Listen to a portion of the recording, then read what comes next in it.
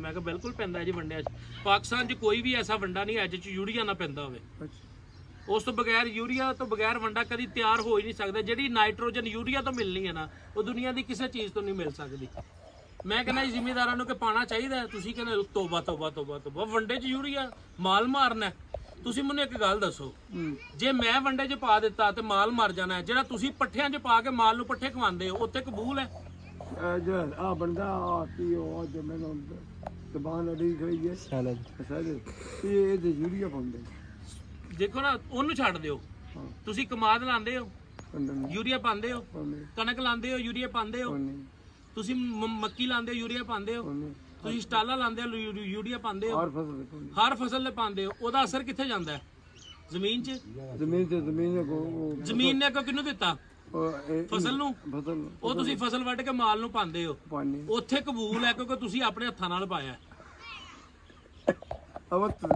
ਉੱਥੇ ਕਬੂਲ ਹੈ ਜੇ ਤੇ ਮੈਂ ਵੰਡੇ 'ਚ ਪਾ ਦਿੱਤਾ ਤੇ ਕਬੂਲ ਹੀ ਕੋਈ ਨਹੀਂ ਹੈ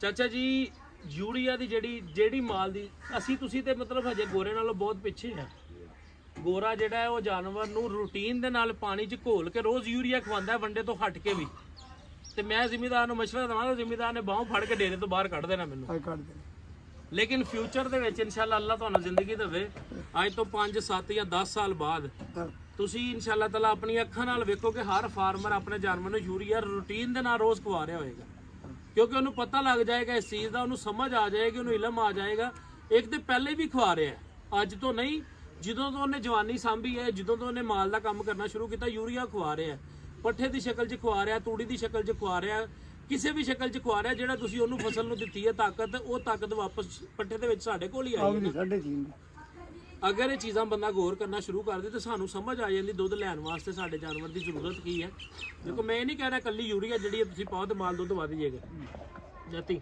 ਫਾਰਮੂਲਾ ਬਣਾਉਣਾ ਹਾਂਡੀ ਦੇ ਵਿੱਚ ਨਮਕ ਘੱਟ ਹੋਵੇ ਤੁਸੀਂ ਦੁਨੀਆ ਦੀ ਜਿਹੜੀ ਮਰਜ਼ੀ ਸ਼ੈ ਪਾ ਲਓ ਨਮਕ ਦੀ ਕਮੀ ਪੂਰੀ ਕਰ ਸਕਦੇ ਨਹੀਂ ਕਰ ਸਕਦੇ ਨਮਕ ਪੈਣਾ ਤਾਂ ਪੂਰੀ ਹੋਣੀ ਹੈ ਨਾ ਹੁਣ ਮੱਝ ਦੇ ਜਿਸਮ ਜੋ ਜਿਹੜੀਆਂ ਤੁਸੀਂ ਤਾਕਤਾਂ ਲੈ ਰਹੇ ਹੋ ਮੈਂ ਤੁਹਾਡੇ ਕੋਲ ਮਿਸਾਲ ਦਿੰਦਾ ਇੱਕ ਮੱਝ ਆ 24 ਘੰਟਿਆਂ 'ਚ 10 ਕਿਲੋ ਦੁੱਧ ਦੇ ਰਹੀ ਤੁਸੀਂ ਕਿਹਾ ਜੀ ਸਾਡੇ ਕੋਲ ਮੱਝ ਖਲੋਤੀ 12 ਸਿਰ ਦੁੱਧ ਦੇ ਰਹੀ ਹੈ ਇਸੇ ਤਰ੍ਹਾਂ 12 ਕਿਲੋ ਦੁੱਧ ਨੂੰ ਕੰਡੇ ਤੇ ਚਾੜੋ ਤੁਸੀਂ ਘਿਓ ਬਣਾ ਕੇ ਲਿਆਓ ਉਹਦਾ ਕਮ ਸੇ ਕਮ 1.5 ਪਾ ਆਪਣਾ 1.25 ਕਿਲੋ ਕਮ ਸੇ ਕਮ 1.25 ਕਿਲੋ ਉਹਦੇ ਜਿਸਮ ਦੇ ਵਿੱਚ ਤੁਸੀਂ ਡੇਲੀ ਮੱਖਣ ਕੱਢਦੇ ਪਏ ਹੋ 1.25 ਕਿਲੋ ਮੱਖਣ ਹੁਣ ਉਹਦੀ ਮੈਨੂੰ ਇਹ ਗੱਲ ਦੱਸੋ ਜਾਨਵਰ ਨਾਲ ਜ਼ਿਆਦਤੀ ਨਹੀਂ ਹੈ ਕਿ 1.25 ਕਿਲੋ ਤਾਕਤ ਲੈ ਕੇ ਤੁਸੀਂ 1.25 ਕਿਲੋ ਮੱਖਣ ਉਹਨੂੰ ਵਾਪਸ ਨਾ ਕਰੋ ਮੈਨੂੰ ਕੋਈ ਜ਼ਿਮੀਦਾਰ ਬਾਹ ਖੜੀ ਕਰਕੇ ਦੱਸਦੇ ਅਸੀਂ 1.25 ਕਿਲੋ ਮੱਖਣ ਰੋਜ਼ ਲੈ ਰਹੇ ਤੇ ਮੱਝ ਨੂੰ 1.25 ਕਿਲੋ ਹੀ ਵਾਪਸ ਕਰ ਰਹੇ ਆ ਚਲੋ 1.25 ਕਿਲੋ ਨੂੰ ਇੱਕ ਪਾਸੇ ਰੱਖੋ ਅੱਧਾ ਕਰ ਦਿਓ ਠੀਕ ਹੈ ਅੱਧਾ ਵਾਪਸ ਕਰ ਰਹੇ ਅੱਧਾ ਕਿਲੋ 1.25 ਕਿਲੋ ਲੈ ਕੇ ਅੱਧਾ ਕਿਲੋ ਵਾਪਸ ਕਰ ਰਹੇ ਰੋਜ਼ ਨਹੀਂ ਕਰ ਰਹੇ ਚਲੋ ਅੱਧਾ ਕਿਲੋ ਨੂੰ ਛੱਡ ਦਿਓ ਪਾਈਆ ਤੇ ਆ ਜਾਓ ਪਾਈਆ ਨੂੰ ਵੀ ਛੱਡ ਦਿਓ ਸਟਾਕੀ ਤੇ ਆ ਜਾਓ ਮੱਝ ਦੀ ਜ਼ਰੂਰਤ ਹੈ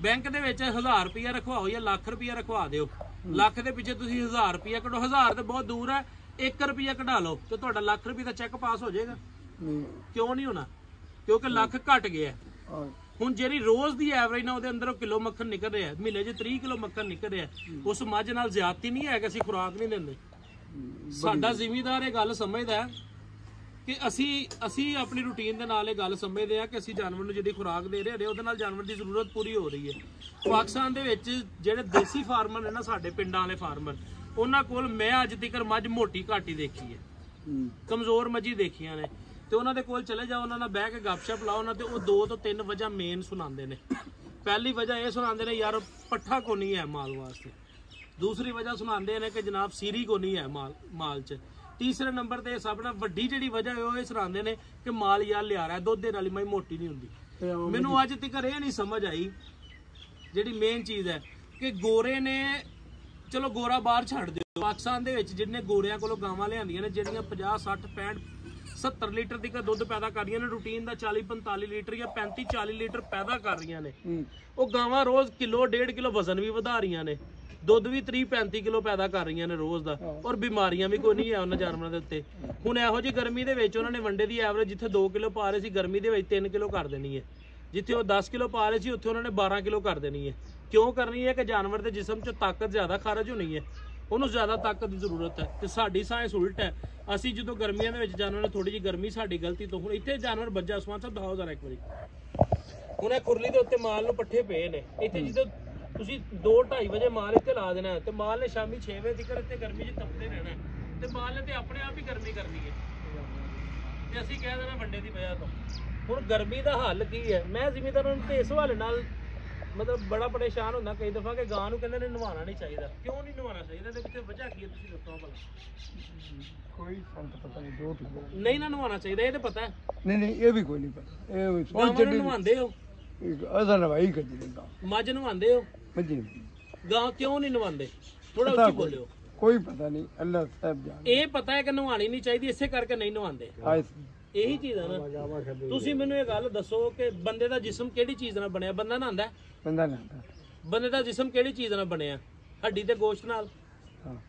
ਮੱਝ ਦਾ ਕਿਹਦੇ ਨਾਲ ਬਣਿਆ? ਹੱਡੀ ਗੋਸ਼ਤ ਨਾਲ। ਤੇ ਗਾਂ ਦਾ ਕਿਹਦੇ ਨਾਲ ਬਣਿਆ ਜੇ? ਹੱਡੀ ਗੋਸ਼ਤ ਨਾਲ। ਤੇ ਫਿਰ ਇਹਨਾਂ ਦੋਵਾਂ ਤੇ ਪਾਣੀ ਲਾਗੂ ਹੈ ਤੇ ਗਾਂ ਤੇ ਕਿਉਂ ਨਹੀਂ ਲਾਗੂ ਹੈ?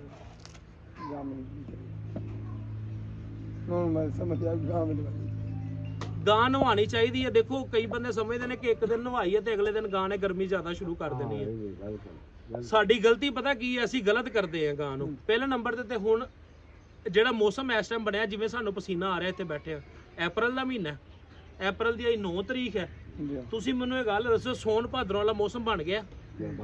ਇੱਕ ਕਿਸਮ ਦਾ ਬਣਿਆ ਹੈ ਨਾ। ਤੀਜਾ ਦਿਹਾੜਾ ਹੈ, ਸੌਣ ਭਾਦਰੋਂ ਵਾਲਾ ਮੌਸਮ ਬਣ ਗਿਆ। ਤੁਸੀਂ ਮੈਨੂੰ ਇਹ ਗੱਲ ਦੱਸੋ, ਇਸ ਮੌਸਮ ਦੇ ਵਿੱਚ ਬਗੈਰ ਪੱਖੇ ਤੋਂ ਹੁਣ ਸਾਡੇ ਕੋਲ ਬੈਠਾ ਜਾ ਰਿਹਾ ਇੱਥੇ? ਨਹੀਂ ਮੇਰੇ ਬੜਾ ਔਖਾ ਬੈਠਾ। ਹਵਾ ਚੱਲਦੀ ਪਈ, ਕੋਈ ਦਰਖਤ ਦਾ ਪੱਤਾ ਵੀ ਹਿੱਲਦਾ ਪਿਆ। ਕੋਈ ਨਹੀਂ ਹੁੰਦਾ। ਹੁਣ ਇਹੋ ਜਿਹੀ ਗਰਮੀ 'ਚ ਨਹਾ ਕੇ ਤੁਸੀਂ ਆ ਗਏ ਇੱਥੇ ਬਹਿ ਜਾਓ ਕਿ ਮੈਂ ਬੋਲ ਰਿਹਾ ਮੈਨੂੰ ਪਸੀਨਾ ਆਇਆ, ਤੁਸੀਂ ਨਹੀਂ ਬੋਲ ਰਹੇ ਤੁਹਾਨੂੰ ਪਸੀਨਾ ਨਹੀਂ ਆਇਆ। ਤੁਸੀਂ ਨਹਾ ਕੇ ਆ ਕੇ ਇੱਥੇ ਮੇਰੇ ਕੋਲ ਬਹਿ ਜਾਓ, ਬਗੈਰ ਬੋਲਣ ਤੋਂ ਤੁਹਾਨੂੰ ਪਸੀਨਾ ਆ ਜਾਣਾ। ਹੁਣ ਤੁਸੀਂ ਗਾਂ ਨੂੰ ਨਵਾ ਕੇ ਬੰਨ ਦਿੰਦੇ ਉਸ ਜਗ੍ਹਾ ਤੇ ਜਿੱਥੇ ਗਾਂ ਨੂੰ ਹਵਾ ਨਹੀਂ ਲੱਗਦੀ ਤੇ ਗਾਂ ਨੂੰ ਜਦੋਂ ਥੋੜਾ ਜਿਹਾ ਪਸੀਨਾ ਜਿਸਮ ਤੇ ਆਂਦਾ ਨਹੀਂ, ਵੈਸੇ ਤੇ ਗਾਂ ਜਾਂ ਮੱਝ ਨੂੰ ਪਸੀਨਾ ਆ ਹੀ ਨਹੀਂ ਸਕਦਾ। ਇਹਦੇ ਅੰਦਰ ਅੱਲਾਹ ਤਾਲਾ ਨੇ ਉਹ ਮਤਲਬ ਪਸੀਨਾ ਪੈਦਾ ਕਰਨ ਵਾਲੇ ਸੈੱਲ ਹੀ ਨਹੀਂ ਰੱਖੇ, ਮੁੜਕਾ ਨਹੀਂ ਆ ਸਕਦਾ ਗਾਂ ਨੂੰ ਜਾਂ ਮੱਝ ਨੂੰ, ਇਹਨਾਂ ਨੂੰ ਨਾ ਆਂਦਾ। ਠੀਕ ਹੈ, ਲੇਕਿਨ ਜਦੋਂ ਇੱਥੇ ਬੈਠੀ ਹੈ ਜਿਸਮ ਇੱਕ ਵਾਰੀ ਗਿੱਲਾ ਹੋਇਆ ਵਾ, ਉਹਨੂੰ ਸੁਕਾਉਣ ਵਾਸਤੇ ਤੁਸੀਂ ਪੱਖੇ ਦਾ ਇੰਤਜ਼ਾਮ ਕਰੋ, ਉਹਨੂੰ ਹਵਾ ਨਹੀਂ ਨਾ ਲੱਗਦੀ। ਜਦੋਂ ਜਿਸਮ ਚਿਪਚਿਪਾ ਜਿਹਾ ਹੁੰਦਾ ਨਾ ਫਿਰ ਗਰਮੀ ਜ਼ਿਆਦਾ ਮਹਿਸੂਸ ਹੁੰਦੀ ਹੈ। ਅਸੀਂ ਕੀ ਕਰਦੇ, ਨਵਾ ਕੇ ਇੱਕ ਦਿਨ ਨਵਾ ਕੇ ਛੱਡ ਦਿੰਦੇ ਆ, ਪੱਖੇ ਤੋਂ ਬਗੈਰ ਬੰਨ ਦਿੰਦੇ ਆ। ਗਾਂ ਜਿਹੜੀ ਆ ਉਸ ਜਗ੍ਹਾ ਤੇ ਖਲੋਤੀ ਜਿਹੜੀ ਆ ਹੌਂਕਣਾ ਸ਼ੁਰੂ ਕਰਦੀ, ਫਿਰ ਬਹੁਤ ਜ਼ਿਆਦਾ ਹੌਂਕਣਾ ਚਿਪਚਿਪੇ ਦੇ ਵੇਲੇ ਸ਼ੁਰੂ ਕਰ ਦਿੰਦੀ ਹੈ। ਜਦੋਂ ਜ਼ਿਆਦਾ ਹੌਂਕਦੀ ਹੈ ਤੇ ਫਿਰ ਗਾਂ ਜਿਹੜੀ ਉਹ ਪਰੇਸ਼ਾਨ ਹੋ ਜਾਂਦੀ ਹੈ। ਅਸੀਂ ਕਹਿੰਦੇ ਯਾਰ ਕੱਲ ਨਵਾਈ ਸੀ ਇਸ ਕਰਕੇ ਗਾਂ ਪਰੇਸ਼ਾਨ ਹੋ ਗਈ। ਅਗਰ ਤੁਸੀਂ ਉਹਨੂੰ ਰੂਟੀਨ ਨਾਲ ਨਵਾਉਣਾ ਸ਼ੁਰੂ ਕਰ ਦਿਓ, ਪੱਖੇ ਦੇ ਅੱਗੇ ਬੰਨਣਾ ਸ਼ੁਰੂ ਕਰ ਦਿਓ ਨਾ, ਜਿਹੜੀ ਗਾਂ ਤੁਹਾਡੇ ਕੋਲ 6 ਕਿਲੋ ਦੁੱਧ ਦੇ ਰਹੀ ਉਹ ਦੁੱਧ ਵੀ 8 ਕਿਲੋ ਕਰ ਜਾਏਗੀ। ਉਹ ਗਾਂ ਗਰਮੀ ਵੀ ਕਰਨੀ ਛੱਡ ਜਾਏਗੀ। ਮੈਂ ਕਦੀ ਹੋਰ ਮਿਸਾਲ ਤੁਹਾਡੇ ਸਾਹਮਣੇ ਰੱਖ ਦਿੰਦਾ। ਤੁਹਾਡੇ ਕੋਲ ਗਾਂ ਖਲੋਤੀ ਜਾਂ ਬੰਦੇ ਦੀ ਲਾ ਲਓ ਤੁਸੀਂ ਮਿਸਾਲ, ਗਾਂ ਨੂੰ ਛੱਡੋ। ਇੱਕ ਬੰਦਾ ਹੈ, ਉਹਨੂੰ ਅਸੀਂ ਇੱਕ ਦਿਨ ਏਸੀ 'ਚ ਭਾਈਏ ਤੇ 15 ਦਿਨ ਏਸੀ 'ਚ ਭਾਈਏ, ਕੋਈ ਨਾ, ਉਹਨੂੰ ਗਰਮੀ ਘੱਟ ਲੱਗਣੀ ਹੈ ਵੱਧ ਲੱਗਣੀ ਹੈ? ਤੇ ਜੇ